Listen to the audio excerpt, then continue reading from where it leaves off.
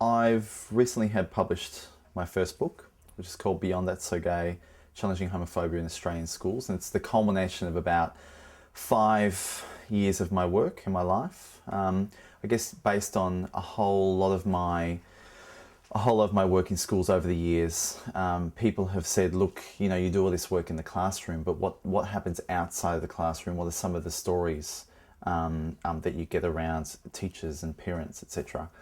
So I decided to write a book which is basically everything a teacher or a health professional would need to know in order to challenge homophobia within schools.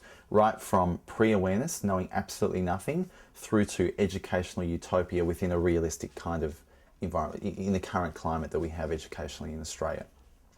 And what I guess I've learned over the years is that teachers and health professionals really respond to stories and examples.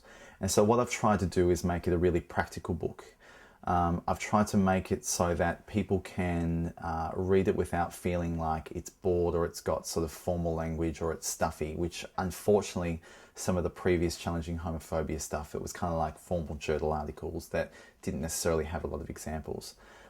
I think that for me, it was about sharing all of those stories and all of that practical knowledge, so that rather than me training every teacher and health professional, maybe people can pick up the book and go, you know, shit, tomorrow I can actually do that in my classroom.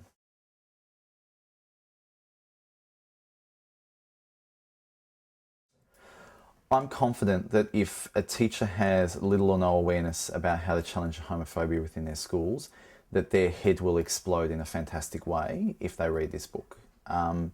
These are things that, and I only know that from 10 years of experience about the questions that teachers ask, the excuses that they have, the fears that they have, the strategies that they want that they'll actually put into practice in their classrooms the very next day after a training.